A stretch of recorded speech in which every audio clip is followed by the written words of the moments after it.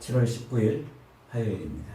오늘은 아모스 4장 1절로 마지막 13절 말씀, 바산의 암소들아 라는 제목으로 말씀을 합니다. 바산의 암소들아. 3장, 4장, 5장은 이스라엘 백성들, 북이스라엘 백성들을 향하여 외치는 아모스의 세 가지 설교라고 했죠. 그래서 이스라엘 백성들로 하여금 그들의 죄를 분명하게 드러나게 지금 하고 있는 말씀입니다. 1절은 이렇게 시작합니다. 사마리아 산에 있는 바산의 암소들아, 이 말을 들으라. 너희는 힘없는 자를 학대하며 가난한 자를 압제하며 가장에게 이르기를 술을 가져다가 우리로 마시게 하라 하는도다. 사마리아는 북이스라엘의 수도를 말해요. 그래서 북이스라엘 사람들을 사마리아 사람 이렇게 표현하기도 하고, 또 사마리아가 북이스라엘 전체를 대표하는 그런 말로 쓰이기도 합니다. 나중에 이제 아수르에 의해서 북이스라엘이 멸망하잖아요. 이 아수르가 식민 정책을 어떻게 쓰냐면 독립운동을 못하도록 혼혈민족을 만들어버려요. 그래서 여기 이스라엘 백성들, 사마리아에 있는 사람들을 멀리 이주를 시키고, 또 그 먼 데 있는 이방인들을 사마리아로 오게 하고, 이렇게 해서 혈통을 섞어버려요. 그래서 이스라엘, 하나님의 자녀들인 이스라엘의 정체성이 상실돼 버려요. 나중에 그래서 예수님 시대에 오면은 유대 백성들, 남쪽 유다 사람들은 자기들의 혈통을 지켰잖아요. 그래서 유다 사람들은 그 북쪽 사마리아 지역에 살고 있는 사람들을 사마리아인이라고 이렇게 지칭을 해요. 사마리아인. 그 말은 혈통을 잃어버렸다는 거예요. 이스라엘 정체성을 잃어버렸다는 거예요. 그래서 그들을 마치 개같이 여기는 그런 일이 벌어지기도 하죠. 어쨌든 지금 이 사마리아 사람들 이러면 북이스라엘 전체를 표현하기도 하지만, 오늘 여기 본문에서는 그 사마리아 이스라엘 수도에 살고 있는, 이스라엘의 서울에 살고 있는 그 사람들을 지칭합니다. 그런데 그 사람들을 지금 뭐라고 지칭하냐면 사마리아의 산에 있는 바산의 암소들아 이렇게만 했어요. 사마리아의 산에 있다라는 말은 사마리아 사람들 중에 지도층이라는 말이에요. 부유한 지도층. 그리고 바산의 암소들아 이렇게 지금 표현하죠. 바산은 요단강을 건너기 직전에 요단강 동편에 있는 땅인데, 여호수아 시대에 12지파가 요단강을 건너서 가나안 땅을 정복하러 들어갔죠. 근데 그때 이 가나안 땅으로 들어오지 않고 그 요단강 동편 땅에 그대로 머물러 있는 지파가 있어요. 루벤 지파, 갓 지파, 므낫세 절반 지파. 그 절반 지파가 그 요단강 동편에 거기 땅이 너무 비옥하고 너무 좋으니까 여호수아에게 우리는 여기 그냥 남겠다 이렇게 요구를 합니다. 그러니까 다른 지파 사람들이, 야, 우리는 저 가나안 땅에 들어가서 전쟁하러 지금 가는데 너희들은 여기서 남아가지고 편하게 살겠다고? 그러니까 이들이, 아니다, 우리가 거기 가서 우리도 전쟁을 끝내고 돌아와서 여기서 머무르겠다 이렇게 해서 여기에 이제 루벤과 갓과 므낫세 반지파가 여기 머무르게 됩니다. 이걸 요단 동편 땅 이렇게 말하는데, 이것을 다른 지명으로 길르앗 이렇게 말해요. 길르앗 지명. 그래서 이 길르앗 지명에, 길르앗 동네가 굉장히 아주 이렇게 풍요로운 땅이에요. 더군다나 이 바산 지역은 이 길르앗 땅 중에서 북쪽 지역을 의미하는데, 이 화산지대이기도 하고 목축업이 굉장히 잘 되는 곳입니다. 목축업이 아주 잘 되고, 그래서 소나 양떼를 풍성하게 기를 수 있는 곳이에요. 그래서 그 바산에 살고 있는 소떼들은 아주 그냥 이렇게 띠룩띠룩 살이 쪄가지고 아주 퉁실퉁실한 그런 모습을 하고 있어요.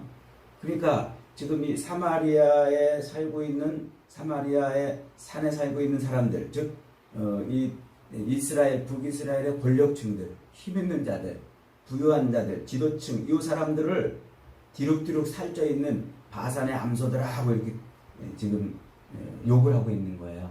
이들이 지금 뒤룩뒤룩 살쪄 있다는 거죠. 뭐 때문에요? 힘없는 자들을 학대하며 가난한 자들을 압제하며 가장에게 이르기를 술을 가져다가 우리로 마시게 하라 그랬어요. 그러니까 이들은 이 사마리아에 있는 이 부유층들, 기득권층들, 이 권력층들은 지금 이 가난한 자들을 압제하고 힘없는 자들을 착취하는 이런 일들을 지금 하고 있어요. 술을 가져다가 우리로 마시게 하라, 이 말은 뇌물을 가져오라는 얘기예요. 그래서 뇌물을 가져다가 자기들의 탐욕을 채우는 거죠. 요 앞에서 우리가 요엘서 2장에서 아니고 아모스 2장에서 우리가 북이스라엘의 그 총체적인 타락의 모습을 한번 봤잖아요. 그래서 하나님의 보좌에 앉아 있는 것 같은 그런 역임을 받는 재판관들, 그 재판관들이 재판을 어떻게 했어요? 뇌물을 받고 재판을 굽게 했단 말이죠. 그러니까 뇌물이 통하는 사회가, 뇌물이 만연한 사회가 되어버렸어요. 그 다음에 사람 목숨을 신발 한 켤레로 사람 목숨을 대신하는 이런 일들이 벌어지고, 그 돈이면 뭐든지 다 하는 그런 사회가 되어버렸어요. 그리고 가난한 자들의 머리에 있는 그 티끌마저도 탐을 낼 정도로 이렇게 탐욕이 가득한 그런 사회. 그리고 조그만 완장만 차도, 권력이 이만큼만 있어도 자기보다 권력이 없는 사람들을 짓밟고 압제하고 학대하는 갑질 사회. 이게 지금 이스라엘의, 북이스라엘의 사회였어요. 그러니까 그 사회의 정의라고는 찾아볼 수 없어요. 공의라고도 찾아볼 수 없어요. 그러니까 정의와 공의가 완전히 상실된 그런 사회예요. 지금 이 기득권층들이 자기들의 그 탐욕과 욕망을 위해서 가진 권력과 힘으로 가난한 자들을 압제하고 자기 탐욕을 채우는 그래서 이들을 지금 뒤룩뒤룩 살쪄 있는 바산의 암소라 이렇게 지금 비유를 하고 있는 겁니다. 그들을 향해서 지금 하나님이 뭐라고 외치십니까? 2절에 보니까 여호와께서 자기의 거룩함을 두고 맹세하시되, 이거 관용적 표현이에요. 나의 거룩함을 두고 맹세하노라. 이게 이제 관용적 표현인데, 하나님의 뜻이 이제 정해졌다는 거예요. 하나님의 뜻이 이제 변하지 않게 확실히 하나님의 뜻을 붙였다, 이런 뜻입니다. 뭘로 하나님의 뜻을 붙였습니까? 너희에게 때가 너희에게 이를지라 사람의 갈고리로 너희를 끌어가며 낚시로 너희의 남은 자도 그러하리라. 그러니까 여호와 하나님께서 뜻을 붙였는데, 무슨 뜻을 붙였냐면 그 탐욕으로 얼룩져 있고 띠룩띠룩 탐욕으로 살쪄 있고 정의와 공의를 무너뜨린 그 사람들을 뭐하겠다? 갈고리로 끌고 가는 그런 존재가 되게 하겠다. 그렇죠? 이 갈고리로 끌고 간다는 것은 저항할 수 없는 그런 심판을 받을 것이라는 말이에요. 그래서 끝내는 이제 북이스라엘 백성들이 아수르에 의해서 멸망을 하잖아요. 그래서 BC 721년에 지금 이 아모스가 이 예언을 외치고 있는 이때로부터 한 30년, 한 40년 뒤에 이제 북이스라엘이 멸망합니다. 근데 이 아수르에 의해서 멸망을 하는데, 놀랍게도 이 고대 아수르 제국, 지금의 그 시리아 북쪽과 저 동쪽 이라크 지역, 요 지역이 이제 고대 아수르가 있던 지역인데, 거기 이렇게 고대 유물을 발굴해 봤더니요, 그 고대 아수르의 이 비석, 이 비문 중에 그림이 그려져 있는 것들이 몇 점 있어요. 그런데 그 그림 중에 이 포로들을 입에다가 갈고리를 껴가지고 끌고 가는 그런 그림이 발견됐어요. 그러니까 얼마나 놀랍습니까? 이 하나님의 말씀이 그대로 성취된 것을 그 고대 유물을 통해서 발견을 한 거예요. 그러니까 지금 이 탐욕으로 띠룩띠룩 살이 쪄가지고 정의와 공의를 완전히 무너뜨려버린 그 북이스라엘 지도층, 상류층 사회를 향해서 하나님이 갈고리로 저항할 수 없는 심판을 받게 할 것이다, 이런 말씀을 하고 있는 거예요. 그러면서 6절로 13절은 그 북이스라엘 땅에 내려졌던 7가지 재앙, 하나님께서 일곱 가지 재앙, 특별히 이제 그것을 5가지로 이렇게 요약을 해놨는데, 그런 재앙들이 그게 하나님이 너희들을 심판할 거야. 빨리 돌아와. 빨리 돌아와. 이렇게 하나님이 외쳤던, 말씀하셨던, 기회를 주셨던 바로 그런 일이었다고 지금 소개를 하고 있어요. 그 일이 어떤 일입니까? 6절에 보니까 이를 깨끗하게 하고 처소에 양식이 떨어지게 했다 그랬어요.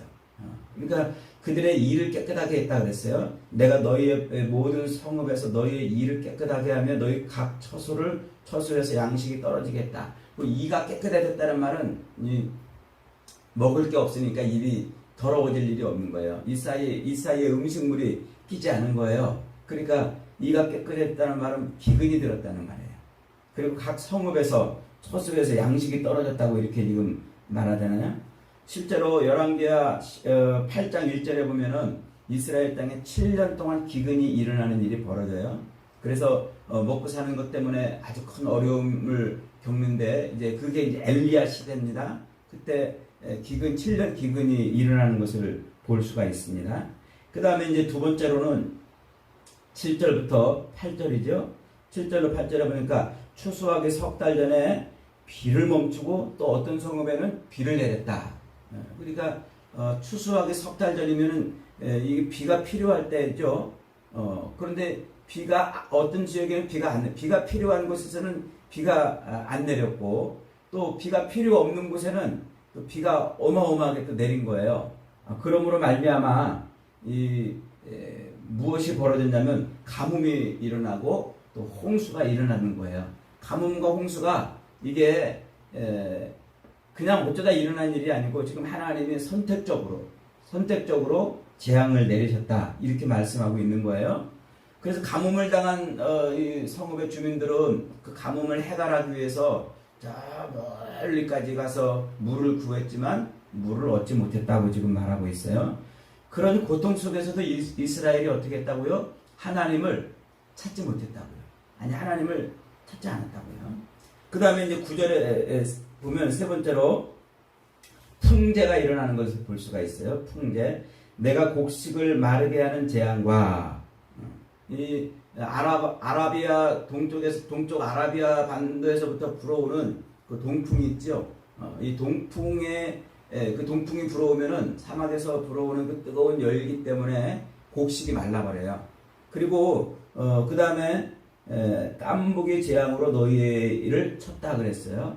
그 동풍이 불어올 때는 메뚜기 때도 오고 또 이런 곤충들, 해충들이 이제 오는 거예요.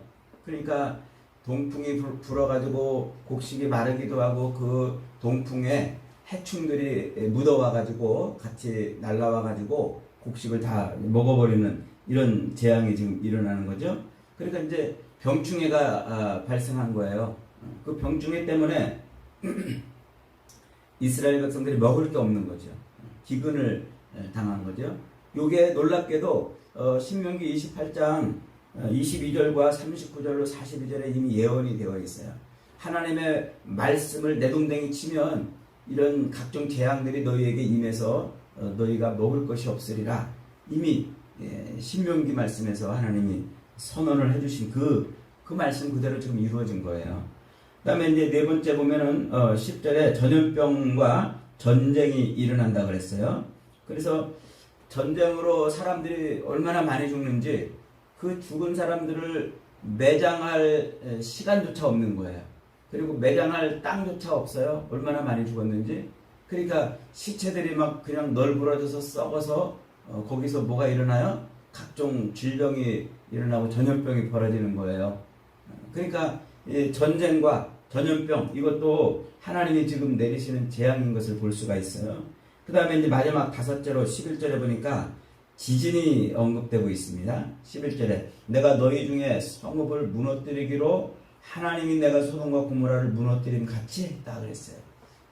아모스 1장에 보면은 우시야 왕 시대 곧 요아스의 왕 아들 여로보암의 시대 지진 2년 전이라고 이렇게 시기를 소개하고 있잖아요.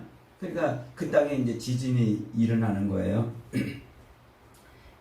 그러니까 지금 이 하나님께서 이스라엘 땅에, 북이스라엘 땅에 이런 여러 가지 재앙을 쏟아부었단 말이에요. 그런데도 어떻게 했다고요? 그들이 하나님을 찾지 않았다고요. 하나님을 찾아야 되는데 찾지 않았다. 여러분 기억하십니까? 요엘서 우리가 공부할 때 요엘서에 어떤 일이 벌어졌냐면 어느 날 메뚜기 떼가 이스라엘 전역을 휩쓸었잖아요. 유다 땅 전역을. 그래서 그 유다 땅 전역에 임한 그 메뚜기 떼 그 재앙을 보고서 뭐를 떠올리게 했다고요? 마지막 여호와의 날을 떠올리게 만들었다는 거죠. 그러니까 그 메뚜기 떼 재앙은 그냥 어쩌다 일어난 게 아니고 우연히 일어난 것이 아니고 하나님께서 마지막 날 여호와의 날을 떠올리게 하는 그런 징조로 주셨다고 요엘 선지자가 외쳤잖아요. 그러니까 이게 지금 본문에서 아모스 선지자가 말하는 것은 똑같은 것을 말하고 있는 거예요.